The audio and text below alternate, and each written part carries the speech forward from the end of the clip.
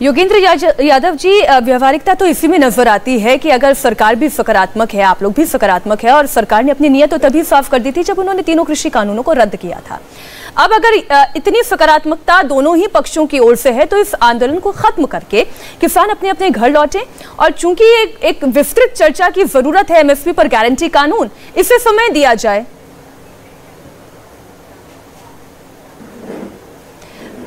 योगेंद्र यादव जी से हमारा संपर्क एक बार फिर टूट गया है। मैं इसी सवाल के साथ आपके पास आ रही हूँ, शिव कुमार कक्का जी। अच्छा, माफ कीजिए शिव कुमार जी, योगेंद्र यादव जी वापस आ गए। जी योगेंद्र जी, आप मुझे अगर सुन पाए हो तो कृपया जवाब दें। देखिए, मैंने सुधांशु जी को ध्यान से सुना। ये बात बिल्कुल सही है कि आप 2 दिन के अंदर ये तय नहीं कर सकते कौन कौन सी फसल होगी, उसका क्या दाम होगा, उसको खरीदने का क्या तरीका होगा। ये सारा मैकेनिज्म 2 दिन में तय नहीं हो सकता। लेकिन एक बात है जो सरकार 2 दिन नहीं 2 घंटे में तय कर सकती है, वो ये कि सिद्धांत रूप में सरकार स्वीकार करती है कि न्यूनतम समर्थन मूल्य को कानूनी गारंटी बनाया जाए। और ये इसमें 2 घंटे इसलिए नहीं लगेंगे मीनाक्षी जी, क्योंकि इस सवाल पर पहले एक कमेटी गौर कर चुकी है, वो कमेटी इसकी रिकमेंडेशन कर चुकी है, और उस कमेटी के अध्यक्ष, जैसा आप जानती हैं, माननीय नरेंद्र मोदी जी थे 2011 में। यही नहीं, उनके प्रधानमंत्री बनने के बाद CACP, जो कि भारत सरकार की ही एक बॉडी है, सरकार का अपना तंत्र है, commission on agriculture cost and prices, वो भी इस बात को रिकमेंड कर चुका है कि MSP को एक वैधानिक दर्जा दिया जाए। यदि सरकार ये सिद्धांत रूप में घोषणा कर देती है और फिर कहती है बाकी डिटेल्स हम तय करेंगे, मेरे ख्याल में जरूर हमारे साथी फिर इस पे विचार करेंगे, जरूर खुला मन रखेंगे, और कोई बंदूक निकाल के ये नहीं कहेगा कल सुबह तक मुझे बताइए कि गेहूं की किस किस्म का कितना पैसा मिलेगा। ये सब बातें बाद में तय हो जाएंगी। जो राजनीतिक बातचीत में, आंदोलन के साथ बातचीत में जो तय होता है वो सिद्धांत होता है, और मुझे विश्वास है इस सिद्धांत पे बात की जा सकती है।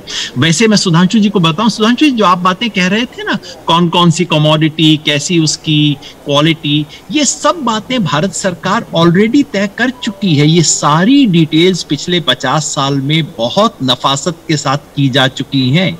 अब जो एक बात बची है वो ये कि हम जो MSP घोषित करते हैं वो किसान को मिल जाए, बस केवल ये सिद्धांत रूप में बड़ा फैसला करना है, और मुझे विश्वास है कि सरकार ये फैसला लेने में समर्थ है। और जैसे मैंने कहा, अगर प्रधानमंत्री जी जवाब ले लेते हैं, सुधांशु जी, क्या ये संभव है? और इसमें एक मैं अपना सवाल भी जोड़ दूं कि 10 साल पहले क्या रिपोर्ट आई थी या क्या उस पर तय किया गया था, उस पर आज की परिस्थिति में ही उसे लागू किया जा सकता है? देखिए, जहां तक रिपोर्ट्स की बात है, उन सब विषयों में हम जाएंगे तो स्वामीनाथन कमेटी की रिपोर्ट 10 साल तक धूल खाती रही, किसी ने एक बिंदु भी नहीं उठाया। योगेंद्र जी ने जो बात कही, 2011 की वह समिति थी, तो मजे की बात यह कि जो लोग, मैं योगेंद्र जी और कक्का जी की बात नहीं कर रहा हूं, जो हमारे राजनीतिक प्रतिद्वंदी, वो बड़े गर्व से आके कहते हैं 2011 की उस रिपोर्ट में यह लिखा हुआ है, तो भाई क्यों नहीं लागू किया, आप तो 2014 तक सत्ता में थे। तो खैर, उस विषय पे, हम राजनीतिक विषय पे नहीं जाते हुए आज हम ये कहना चाहेंगे, जो योगेंद्र जी ने कहा उनकी बात से मैं आंशिक रूप से सहमत हूं। सरकार ने पिछले 10-20 वर्षों में, कई सरकारों ने इसके बारे में बहुत कुछ स्टडी करके रखा हुआ है, परंतु योगेंद्र जी उसमें समस्या क्या है, सरकार खरीदेगी यह तो सरकार तय कर सकती है कि हम इस मूल्य से कम पे नहीं खरीदेंगे, परंतु आपको पता है कि आज बाजार में यह तय करना कि हम, आप, मीनाक्षी जी या कक्का जी किसी चीज को इतने ही मूल्य पे खरीदेंगे अथवा खरीदेंगे भी या नहीं खरीदेंगे, यह सरकार कैसे सुनिश्चित कर सकती है? और अगर उसका सुनिश्चित करने का यह तरीका है कि हम अगर कम मूल्य पे खरीदेंगे तो इसके ऊपर नहीं जाएगा, तो मैं ये याद दिलाना चाहता हूं मान्यवर, इस चीज से लॉन्ग टर्म में क्या परिणाम होता है। आप एक छोटी सी बात देखिए, जिस जमाने में हम लोग पढ़ते थे योगेंद्र जी स्कूल में, तब प्राइवेट की सैलरी सरकार से कम होती थी, तो यही मांग हो सकती थी कि सरकार भी ऐसा करे कि प्राइवेट की सैलरी बराबर हो जाए। आज 90% प्राइवेट पे काम करने वालों की तनख्वाहें सरकार से ज्यादा है। तो जब आप कहेंगे कि मिनिमम तय है, क्यों, जब खोल दी गई व्यवस्था तो उसमें इतने अनेक प्रकार की संभावनाएं आई कि आज बेहतर जॉब अपॉर्चुनिटीज और बेहतर प्रकार की सुविधाएं भी उपलब्ध हो गई। अब मैं फिर भी अविनम्रता से कहता हूं, ट्रैक्टर एक ऐसी कमोडिटी है जो सिर्फ किसान ही प्रयोग करते हैं। अगर यही सच है तो फिर आइशर का ट्रैक्टर क्यों ज्यादा बिकता है, HMT क्यों बंद हो गया? कहीं ना कहीं उनको ये लगा होगा कि उसके अंदर की प्रोडक्ट की उत्पाद या वो बेहतर नहीं है। तो मैं ये भी कहना चाहूंगा, खुले दिल से यह भी विचार करना चाहिए कि इसका लाभ है या हानि। जैसे हम आप बैठे हुए आज टीवी चैनल पे डिस्कशन कर रहे हैं, 25 साल पहले सिर्फ दूरदर्शन था।